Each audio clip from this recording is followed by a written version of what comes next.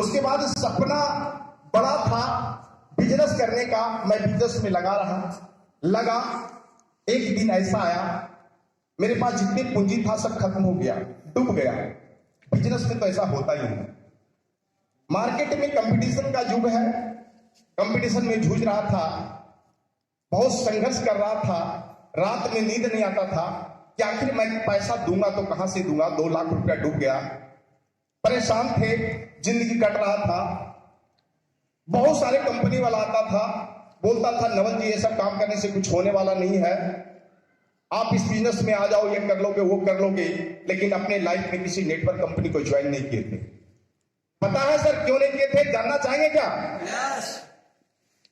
जब मैं उस समय बाजा बनाता था, उस समय लोग आते थे और कहते थे करोड़पति बन जाओगे इस बिजनेस से। जब उस बिजनेस को समझने का प्रयास करता था तो उसका जो प्रोडक्ट होता था वो बहुत महंगा होता था। क्या होता था सर? महंगा प्रोडक्ट होता था। मैं गरीब घर से था, इतना गरीब घर से क्या मैं बता दूं, मेरे पिताजी ठेला चलाया करते थे। समझ सकते हैं कितनी गरीबी हालत होगी मेरी। और उस समय किसी भी कंपनी का प्रोडक्ट जब देखता था, उस प्रोडक्ट में बहुत सारा देखते थे कि बहुत सारा रेट काफी होता था। लगता था कि मैं तो इस्तेमाल कर लूंगा, मेरे सर्किल में कोई जो भी आदमी इसको इस्तेमाल नहीं कर पाएगा। और यही कारण था मैं एक भी कंपनी को ज्वाइन नहीं किया अपने लाइफ में। बड़ा नफरत था नेटवर्क मार्केटिंग से। इसलिए नफरत था क्योंकि बहुत सारे दोस्त यार आते थे 6 महीना के बाद एक नई कंपनी को लेके। हर 6 महीना में कभी इस कंपनी को लेके, कभी इस कंपनी को लेके, कभी इस कंपनी को लेके। बड़ा विचित्र लगता था कि आदमी को यह समझ में नहीं आ रहा कि कौन सा कंपनी इसको करोड़पति बनाएगा, और बार बार कंपनी को चेंज करके आता। बड़ा नफरत था सर। लेकिन परमात्मा का बहुत बड़ा कृपा रहा मेरे ऊपर। एक दिन ऐसा हुआ, एक व्यक्ति आता है, एक सज्जन आता है मेरे पास और बोलता है नवल जी अरे ये सब काम करने से कुछ होने वाला नहीं है, क्योंकि अपने पास पैसा नहीं है और व्यापार में बहुत पैसा चाहिए। अमीर बनना है तो एक ही फंडा है, बहुत बड़ा व्यापार करना पड़ेगा। छोटा दुकान से कोई आज तक अमीर नहीं बना। पूंजी की जरूरत है लेकिन पूंजी अपने पास है नहीं। तो एक काम करो, इस बिजनेस को ज्वाइन करो, बहुत अच्छा बिजनेस है जिसका नाम आरसीएम बिजनेस है। और वो व्यक्ति बताने वाला था संजय वर्मा जी, उनके नाम पर एक जोरदार ताली।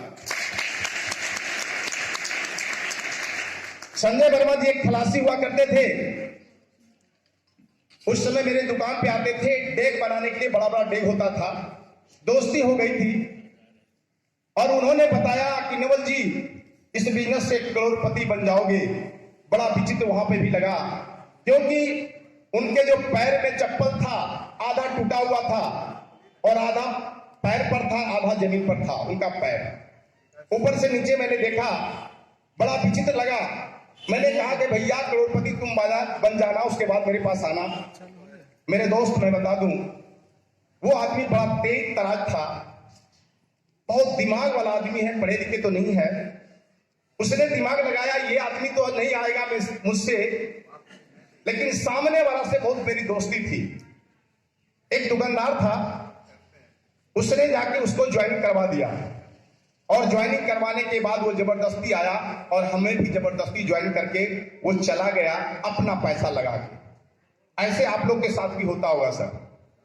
और जब अपना पैसा लगता है तो उसका अहमियत नहीं होता है क्या सर? जो व्यक्ति यहां पे टिकट कटा के आए होंगे वो बड़ा ध्यान से सुनते होंगे, लेकिन जो व्यक्ति किसी और के टिकट से आते होंगे, यहां पे इन किए होंगे, तो उतना गहराई से नहीं लेते होंगे। मानते सर?